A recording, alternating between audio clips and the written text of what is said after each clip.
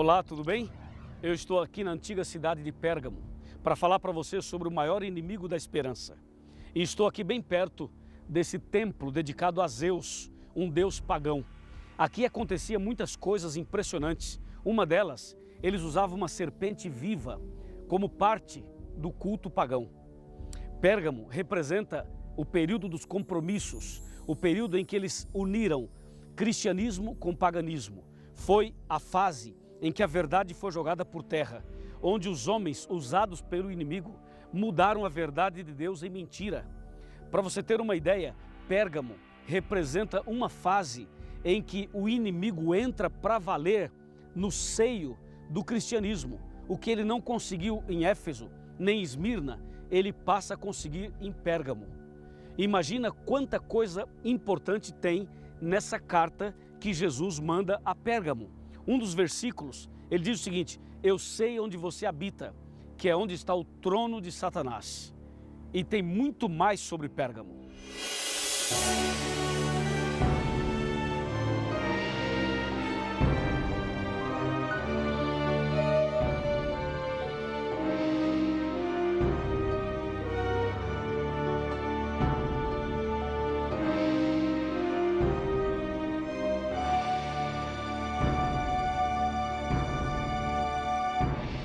Pérgamo representa um período que vai do ano 313, 323 até o ano 538. Esse foi um período de alianças, em que a igreja cristã fez concessões políticas e também com o paganismo. Houve uma mistura de cristianismo e paganismo, entende? E isso foi muito mal para a igreja cristã. Essas alianças levaram a igreja a fazer concessões e Constantino o Grande, imperador de Roma, juntamente com o bispo Eusébio, eles fazem um decreto e propõem a mudança do dia de guarda do sábado para o domingo. Isso aconteceu no ano 321, ano que faz parte exatamente do período de Pérgamo, a terceira fase da igreja cristã. Ao ler a carta que Jesus escreveu a Pérgamo, ele começa logo dizendo o seguinte: assim escreve aquele que tem a espada afiada de 2 gumes, mostrando que a palavra de Deus deve ser o guia seguro para os filhos de Deus. A espada afiada de 2 gumes representa a Bíblia, o Velho e o Novo Testamento. No verso 13, ele fala: eu conheço vocês e sei que o lugar que vocês estão é onde está o trono de Satanás. Exatamente aqui onde eu estou, nesse templo pagão, representando assim o trono do inimigo, o trono de Satanás. Ocorre o seguinte, que no próprio verso 13, Jesus diz assim: mas aí tem pessoas fiéis que não negaram a minha fé, que mantiveram os princípios da palavra de Deus. Então sempre existiu um povo fiel. Mesmo diante dessas tribulações todas, nós destacamos aqui o verso 14 e o verso 15. Especialmente o verso 15 mostra claramente que o que a igreja de Éfeso, a igreja apostólica, a igreja primitiva, fez, a igreja de Pérgamo não fez. Ou seja, Éfeso rejeitou os nicolaítas e Pérgamo aceitou os nicolaítas. Em outras palavras, foi no período de Pérgamo que Satanás estabeleceu definitivamente o seu trono, estabeleceu definitivamente a sua igreja. Ou seja, a igreja que aparece em Apocalipse 17, ela foi estabelecida, fundada, ela começou nesse período de Pérgamo. E essa mensagem de que tem o trono de Satanás no período de Pérgamo, significa que mais na frente o inimigo iria golpear, iria jogar a verdade por terra. O que mais a Bíblia fala sobre Pérgamo?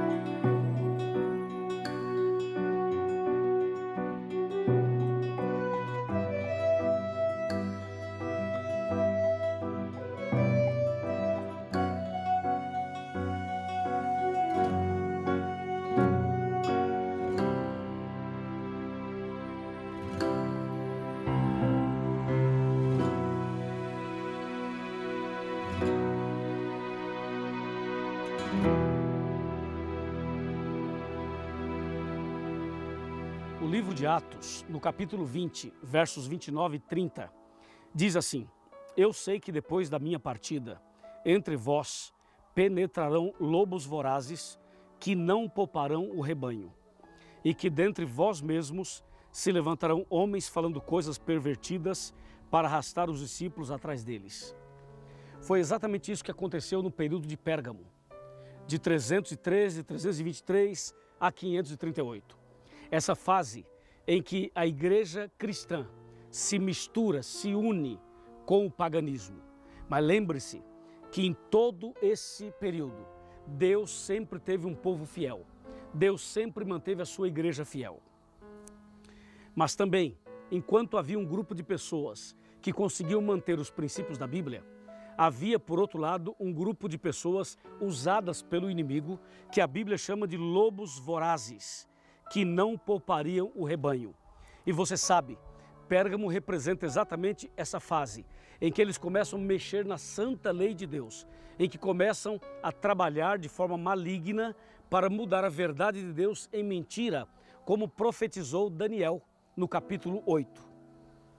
Daniel capítulo 8, verso 12, usa uma expressão muito forte, e eu quero chamar a sua atenção para essa expressão usada por Daniel, o profeta. No capítulo 8 do seu livro, verso 12, claramente a palavra de Deus diz: o exército lhe foi entregue com um sacrifício diário por causa das transgressões, e deitou por terra a verdade, e o que fez prosperou. Então você percebe que a profecia já anuncia que no futuro alguém lançaria a verdade por terra e iria prosperar. O que significa isso? Que a verdade de Deus sofreria um atentado, sofreria um ataque, e esse ataque daria certo. Muitas pessoas aceitariam e seguiriam essa mensagem deturpada e prostituída. Quando você vai para Daniel 7:25, você encontra essa mesma afirmação de uma maneira bastante contundente. Está escrito assim: proferirá palavras contra o Altíssimo, magoará os santos do Altíssimo e cuidará em mudar os tempos e a lei. Então esse texto, que se aplica não só a Pérgamo, como também a Tiatira, mas também a Pérgamo, mostra claramente que Satanás já estava preparando o terreno para mudar a verdade em mentira. Em Romanos capítulo 1, verso 25 está escrito: eles mudaram a verdade de Deus em mentira, adorando e servindo a criatura no lugar do Criador, o qual é bendito eternamente. Amém. O apóstolo Paulo está se referindo ao paganismo aqui, mas isso também aconteceu com o cristianismo em Roma. E eu convido você a ir comigo até Roma.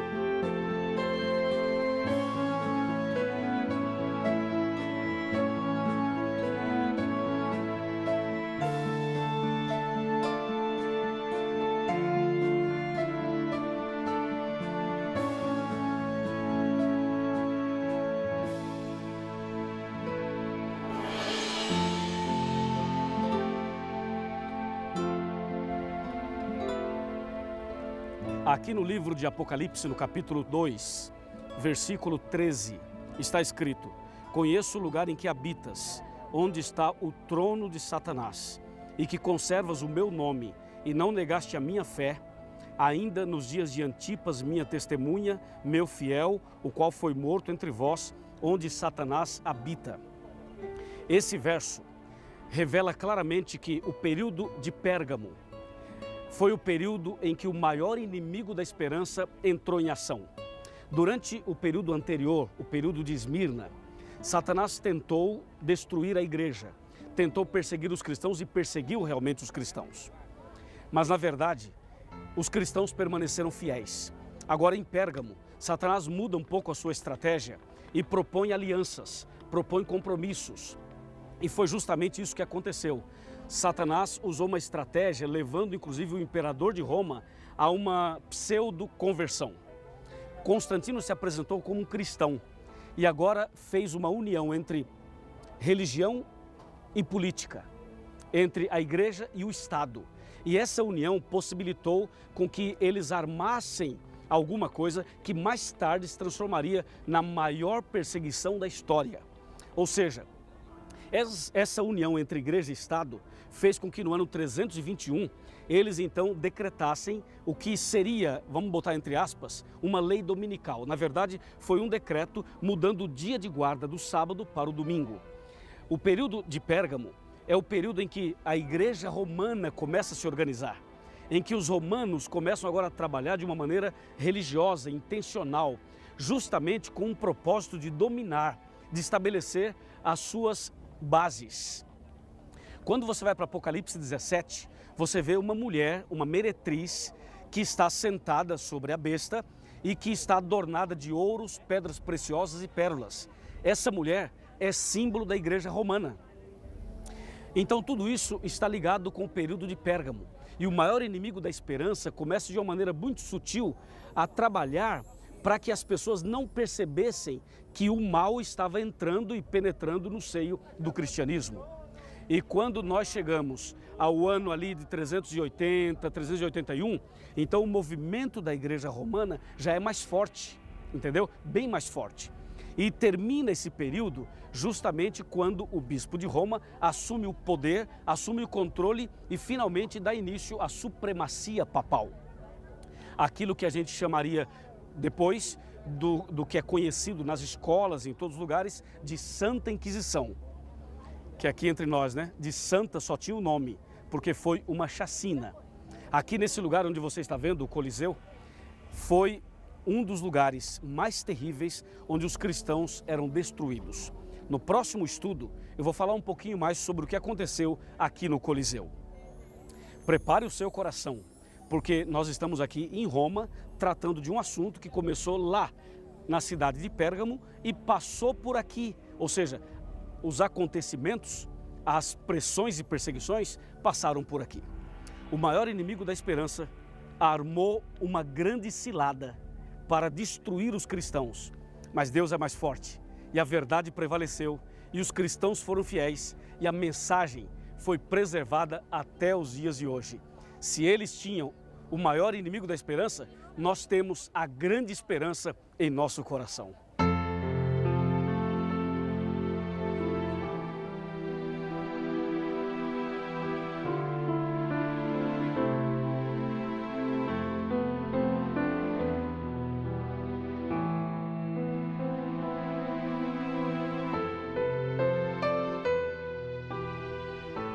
O estudo que fizemos hoje é realmente um estudo impressionante. Essa mensagem tocou o nosso coração. Nós estudamos sobre um período da igreja onde as pessoas fizeram compromisso e alianças com o Estado e com o paganismo. Mas chegou o momento de você fazer uma aliança com Deus, uma aliança com a Bíblia, uma aliança com Jesus Cristo. Por isso eu estou aqui fazendo um convite, um apelo para que você venha fazer essa aliança, o compromisso verdadeiro com aquele que realmente é o nosso Deus, é o nosso Pai, é o nosso Salvador. Aqui no livro de Hebreus, capítulo 3, versos 7 e 8, está escrito: assim, pois, como diz o Espírito Santo, hoje, se ouvirdes a sua voz, não endureçais o vosso coração. O Espírito Santo fala conosco através da Bíblia. E nesse momento ele está falando com você. Enquanto eu prego, enquanto eu falo, enquanto eu faço o apelo, o Espírito Santo está aí, ao seu lado, trabalhando na sua mente, trabalhando no seu coração e chamando você a um compromisso verdadeiro e eterno com o nosso Pai Celestial. Abra o seu coração. Abra o seu coração para a Bíblia, abra o seu coração para Jesus, abra o seu coração para a verdade, abra o seu coração para o chamado que Deus está fazendo para você. Eu estou aqui, em frente ao Coliseu, aqui em Roma, fazendo um apelo para você, no local onde as pessoas fizeram compromissos com o paganismo. Você precisa fazer o compromisso com o Deus Todo-Poderoso. É agora, amigo. Esse é o momento da decisão. Esse é o momento do compromisso, da aliança, da entrega. Não tenha medo, venha como estás. E eu vou orar por você para que Deus abençoe sua vida. Vamos orar? Feche os seus olhos, incline sua cabeça e vamos falar com Deus. Querido Pai, obrigado por essa decisão. Obrigado porque essas pessoas estão fazendo alianças contigo. Esse casal, essa família, esse homem, essa mulher, esse jovem, eu os entrego em tuas mãos. Derrama sobre cada um o Espírito Santo. Em nome de Jesus. Amém. Que o Senhor te abençoe e te guarde. Que o Senhor faça resplandecer seu rosto sobre ti e tenha misericórdia de ti,